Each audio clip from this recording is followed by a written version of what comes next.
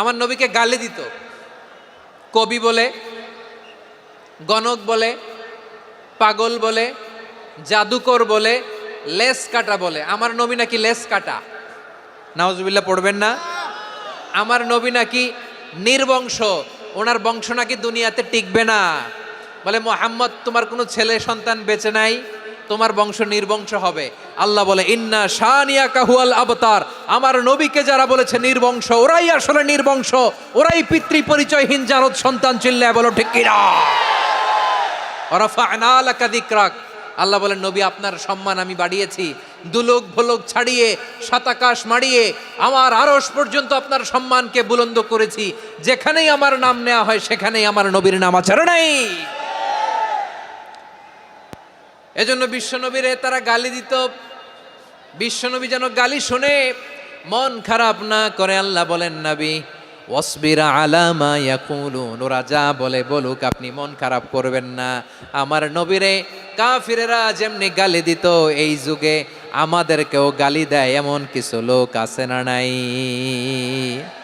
আমার নবীকে গালি দিত গণক, জাদুকর, এরপর গালি দিত পাগল, নির্বংশ বলে, আর আমাদেরকে গালি দেয় মৌলবাদী বলে, আমাদেরকে গালি দেয় রাজাকার বলে।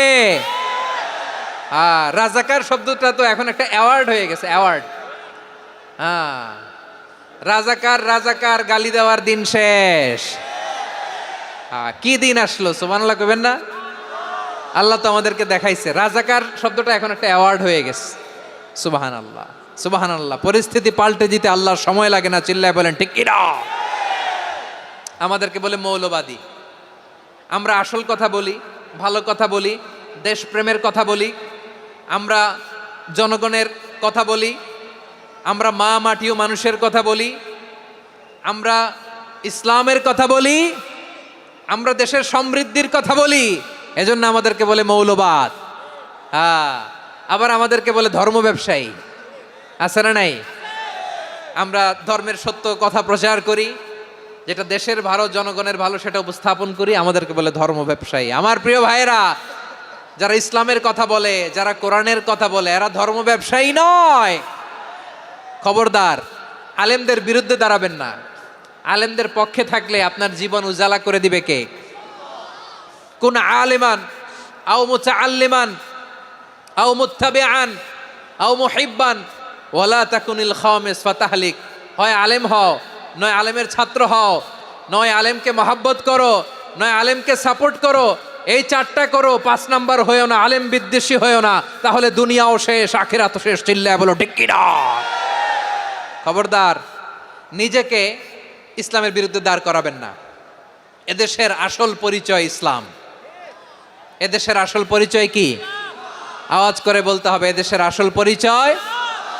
এদেশে আজান শুনে সূর্য ওঠে শহর গ্রামে, এদেশে আজান শুনে সূর্য ডোবে সন্ধ্যা নামে, এদেশে সকল কাজে সবাই বলে বিসমিল্লাহ, এদেশে ভালো কিছু দেখে শুনে হাসি মুখে সবাই বলে মাশা আল্লাহ, সুবহানাল্লাহ সুবহানাল্লাহ সুবহানাল্লাহ সুবহানাল্লাহ সুবহানাল্লাহ। ঠিক কিনা বলেন? ও নবীন তরুণ, তোমার কিসের এত ভয়? জেনে রেখো বাংলাদেশের আসল পরিচয়। এদেশের আসল পরিচয় ইসলাম। প্রিয় ময়মনসিংহ, গলা ফাটিয়ে বলো, এদেশের আসল পরিচয় কি? এদেশে পরস্পরে দেখা হলে দেয় সালাম, এদেশে আমজনতার হৃদয় জুড়ে পাক কালাম। ঠিক কিনা বলেন? এদেশে পরস্পরে দেখা হলে দেয় সালাম, এদেশে আমজনতার হৃদয় জুড়ে পাক কালাম, এদেশে খারাপ হলে সর্বজনে সর্বক্ষণে দোয়া পড়ে ইন্না লিল্লাহ সুবহানাল্লাহ সুবহানাল্লাহ সুবহানাল্লাহ সুবহানাল্লাহ। এদেশে আজান শুনে সূর্য ওঠে শহর গ্রামে, এদেশে আজান শুনে সূর্য ডুবে সন্ধ্যা নামে, এদেশে সকল কাজে সবাই বলে বিসমিল্লাহ, এদেশে ভালো কিছু দেখে শুনে হাসি মুখে সবাই বলে মাশা আল্লাহ সুবহানাল্লাহ। সবাই পড়েন সুবহানাল্লাহ সুবহানাল্লাহ সুবহানাল্লাহ, সুবহানাল্লাহ, সুবহানাল্লাহ, সুবহানাল্লাহ, সুবহানাল্লাহ। এদেশের আসল পরিচয় ইসলাম। চিৎকার করে বলতে হবে, এদেশের আসল পরিচয় কি? এজন্য রব্বুল আলামিন বলেন, ওয়াসবির আলা মা ইয়াকুলুনা ওয়াহজুরহুম হাজরান জামিলা। ও নবী, ধৈর্য ধারণ করেন, ওরা যাই বলুক আপনি মন খারাপ করবেন না, ওদেরকে আপনি ইগনোর করেন, ওদেরকে দাম দেওয়ার দরকার নাই। ধৈর্যই আমাদের শক্তি, ধৈর্যই আমাদের সম্বল, ঠিক কি না? আমার প্রিয় ময়মনসিংহবাসী, ধৈর্য এমন একটা গাছ। আমার দিকে তাকান, খেয়াল করে শুনেন, জরুরি কথা। ধৈর্য এটা এমন একটা গাছ, যেই গাছের চারিদিকে কাটা, কিন্তু এই গাছের ফলটা বড় মিষ্টি। ধৈর্য এমন একটা গাছ, যে গাছের চারিদিকে কাটা, কিন্তু এই গাছের ফল বড় মিষ্টি, সুমিষ্ট। ধৈর্য যদি ধরতে পারেন, এর ফলাফল দিব কে? আমরা 16 বছর ধৈর্য ধরছি না? এই ফলাফল আমাদেরকে আরশের উপর থেকে দান করেছে কে? বিপদ আসবে, জুলুম আসবে, একটু ধৈর্য ধারণ করবেন, ফলাফল পেয়ে যাবেন, ঠিক কিনা বলেন? এজন্য আল্লাহ বলেন, সাবিরিনা ওয়াস সাবিরাতি, ধৈর্যশীল বান্দা বান্দীদেরকে আমি বড্ড পছন্দ করি। ওয়ালা নাবলুওয়ান্নাকুম বিশাইইম মিনাল খাউফি ওয়াল জু'i ওয়া নাকসিম মিনাল আমওয়ালি ওয়াল আনফুসি ওয়াস সামারাত ওয়া বাশশিরিস সাবিরিন। আল্লাহ বলে, এই জমিনে আমি ভয় দিয়ে, ক্ষুধা দিয়ে, জানমালের হানি দিয়ে, সম্পদ হানি দিয়ে তোমাদেরকে পরীক্ষা করব। এই পরীক্ষায় সফল হবে তারা, ধৈর্য ধারণ করেছে যারা। ইন্নাল্লাহা মা'আস সাবিরিন, ধৈর্য ধারণকারীদের সাথে আল্লাহ আছে রাডাই। ধৈর্য ধরতে হবে। ধৈর্য এমন গাছ, যে গাছের চারিদিকে কাটা, ফলটা বড় মিষ্টি। বিশ্বনবী বলেন, আজাবান লি আমরিল মুমিন আন্না আমরাহু কুল্লাহু লাহু খায়র ওয়া লাইসা যালিকা ইল্লা লিল মুমিন ফাইন আসাবাতহু সাররাউ শাকারা ফাকানা খায়রাল্লাহ ওয়া ইন আসাবাতহু দাররাউ সাবারা ফাকানা খায়রাল্লাহ। বিশ্বনবী বলেন, এই যে ঈমানদারদের ব্যাপারটাই আলাদা। এটা ঈমানদার ছাড়া অন্য কেউ এই বরকত পায় না। কি বরকত? ফাইন আসাবাতহু সাররাউ শাকারা। ঈমানদাররা ভালো অবস্থায় থাকলে শুকরিয়া করে, এটা তার জন্য ভালো। শুকরিয়া করলে সওয়াব আছে না নাই? মুমিনরা বিপদে পড়লে ধৈর্য ধরে। আচ্ছা বলেন তো, ধৈর্য ধরলেও সওয়াব আছে না নাই? তাহলে সুখের সময় শুকর, দুঃখের সময় সবর, উইন উইন সিচুয়েশন। আমাদের সারা জীবনে এই দুই আমল আছে না নাই? হয় আমরা শুকর গুজার হই, নয় সবর করি। সুখের দিনে আমরা শুকর গুজার হই, বিপদের দিনে সবর ইখতিয়ার করি। তাহলে হয় শুকর, নয় সবর। যখনই থাকি, যে অবস্থায় থাকি, আমাদের সওয়াব আছে না নাই? আবার আল্লাহর নবী আল্লাহর কাছে দোয়া করতেন, আল্লাহুম্মা জাআলনি শাকুরা ওয়া জাআলনি সাবুরা ওয়া জাআলনি ফি আইনি সাগীরা ওয়া ফি আ'য়ুনিন নাসি কাবীরা। তিনি বলতেন, আল্লাহ আপনি আমারে শুকরগুজার বান্দা বানান, ও আল্লাহ আপনি আমারে ধৈর্যশীল বান্দা বানান, আমার চোখে আপনি আমারে ছোট বানান, জনতার চোখে আপনি আমারে বড় বানান। পড়েন আমিন। তাহলে অস-সাবিরিনা ওয়াস-সাবিরাতি, ধৈর্যশীল নারী ও পুরুষ আল্লাহ পছন্দ করেন। শুনতেছেন? কয়টা গেল? 1 নম্বরে মুসলিমিন মুসলিমাত, 2 নম্বরে মুমিনিন মুমিনাত, 3 নম্বরে কানিতিন কানিতাত, 4 নম্বরে সাদিকিন সাদিকাত, 5 নম্বরে সাবিরিন সাবিরাত, 6 নম্বরে আল খাশিঈন আল খাশিআত। মনোযোগ আছে না গেছে? আল খাশিঈন মানে বিনীত, যারা আল্লাহর কোনো আদেশ অমান্য করার ভয়ে যাদের হৃদয়ে প্রকম্পন শুরু হয়ে যায়, আল্লাহর আদেশ না জানি লঙ্ঘন হয়, সবসময় হৃদয় কাঁপতে থাকে, হৃদয়ে থাকে খুশু।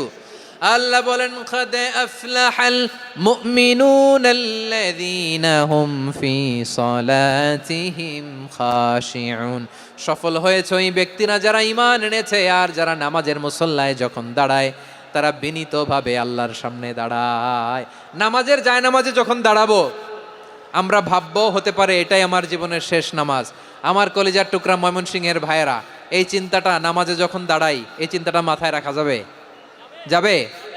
যখন দাঁড়াবো ভাববো হতে পারে this could be my last and final সালাত, হতে পারে এটাই আমার জীবনের শেষ নামাজ, ঠিক কিনা বলেন?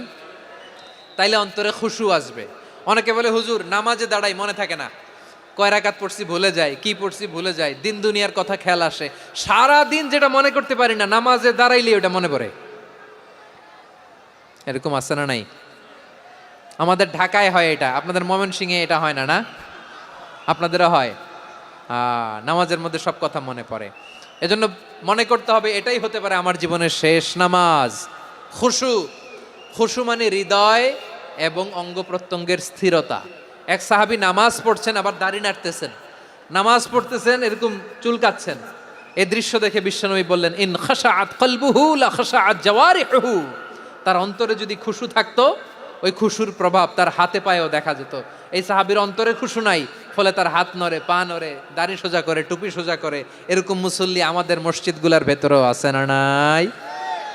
নামাজ পড়ে, দাড়ি নাড়ে, জামা ঠিক করে না। নামাজে যখন দাঁড়াবো খুশু খুদুর সাথে দাঁড়াবো, কারণ আল খাশিঈনা ওয়াল খাশিআত, বিনীত বিনীত বান্দিদেরকে আল্লাহ পছন্দ করে। আবার আল্লাহ বললেন, আমার বান্দা বান্দিদের মধ্যে ওলামারা আমারে বেশি ভয় পায়, তাদের হৃদয়ে খুশু বেশি। কার কথা? ইন্নামা ইয়াখশাল্লাহা মিন ইবাদিহিল উলামা। আল্লাহর বান্দাদের মধ্য থেকে আলেমরা আল্লাহরে বেশি ভয় পায়। যারা জ্ঞানী, যার হৃদয়ে কোরআন সুন্নাহর জ্ঞান আছে, তারা আল্লাহকে বেশি ভয় পায়। এজন্য আল্লাহর ভয় আমাদের হৃদয়ে থাকার দরকার আছে না নাই? যাদের হৃদয়ে আল্লাহর ভয় আছে তাদেরকে পছন্দ করে কে? যাদের হৃদয়ে আছে আল্লাহর ভয়, তারা কবু পথে ভুলে যায় না। আল্লাহর প্রেম ছাড়া এই দুনিয়ায় কারো কাছে কোনো কিছু চায় না। রাতে আধারে যারা সেজদাতে রয়,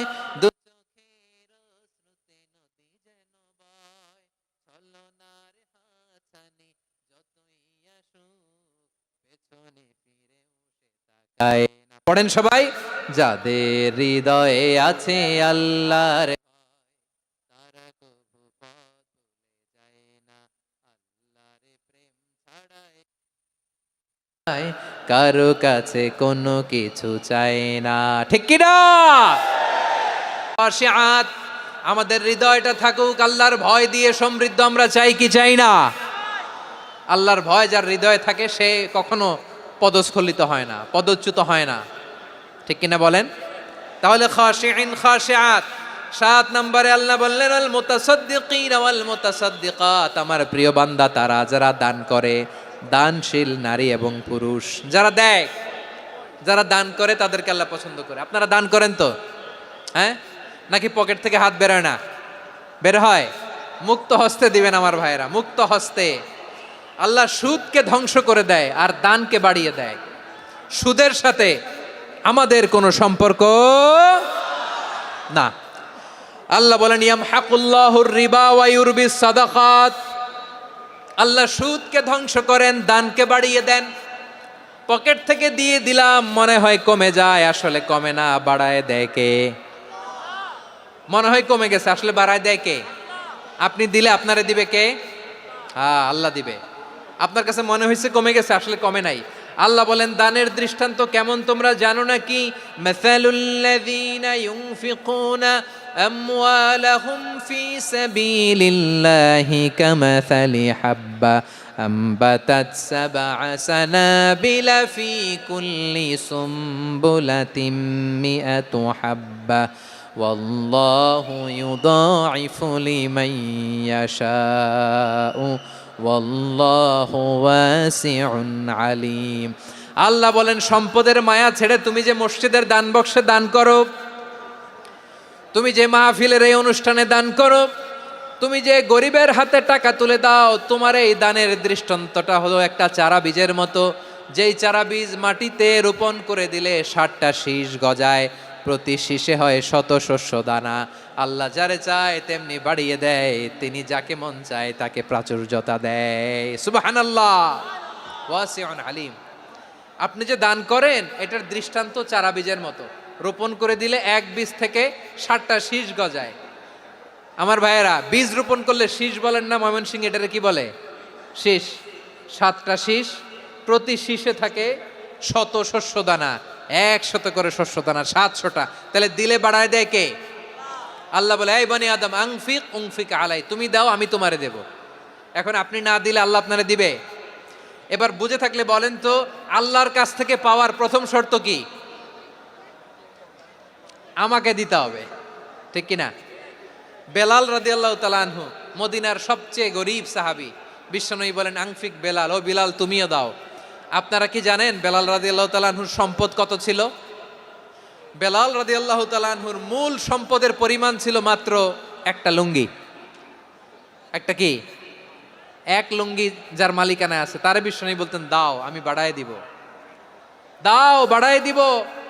আরশের অধিপতির কোনো কমতি নাই। আল্লাহ বলেন তোমাদের গোটা পৃথিবীর সব মানুষের যার যেটা লাগে সবও যদি দিয়ে দেয়, আমি আল্লাহর ধনভাণ্ডারের 1 ইঞ্চিও কমবে না। চিল্লায় পড়েন আল্লাহু আকবার। এজন্য আল্লাহ বললেন মুতাসাদ্দিকিন ওয়াল মুতাসাদ্দিকাত, দানশীলদেরকে আমি ভালোবাসি। 60টা চলে গেল। 8 নম্বরে আল্লাহ বললেন ওয়াস-সাইমিন ওয়াস-সাইমাত, রোজাদারদেরকে ভালোবাসি। আজকে রোজা রাখছেন? হ্যাঁ রাখছেন না? মাশাআল্লাহ মাশাআল্লাহ। সিয়াম পালন করবেন, সিয়ামের সওয়াব আল্লাহ নিজ হাতে দেবেন। সেই স্টপ স্টপ, সামনে আসবেন না, স্টপ, পেছনে পেছনে পেছনে।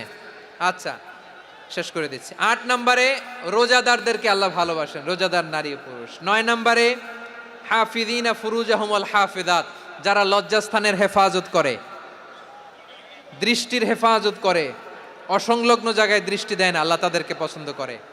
সব শেষে ওয়াযাকিরিনা আল্লাহ কাসীরা ওয়াযাকিরাত, যারা সময় পেলেই আল্লাহর জিকির করে। চেয়েছিলাম মনটা ভরে আয়াতের পুরো তাফসীর করব, সম্ভব হচ্ছে না। এই 10টা বৈশিষ্ট্য আল্লাহ তাআলা বড্ড পছন্দ করেন। ইসলামের সব মৌলিক অনুষঙ্গ এখানে চলে এসেছে। আমরা যেন আল্লাহর আইনের সামনে আত্মসমর্পণ করতে পারি, আমরা যেন পাক্কা ইমানদার হতে পারি, আমরা যেন বিনীত হতে পারি, আমরা যেন লজ্জাস্থানের হেফাজত করতে পারি, রোজা রাখতে পারি, দান করতে পারি, আমরা যেন আল্লাহকে সবসময় স্মরণ করতে পারি। আল্লাহ আমাদের তৌফিক দান করুক। সবাই পড়ি আমিন। হাযা মা ইনদি ওয়াল ইলমু ইনদাল্লাহি আলাইহি তাওয়াক্কালতু ওয়া ইলাইহি উনীব। ওয়াসসালামু আলাইকুম ওয়া রাহমাতুল্লাহি ওয়া বারাকাতুহু।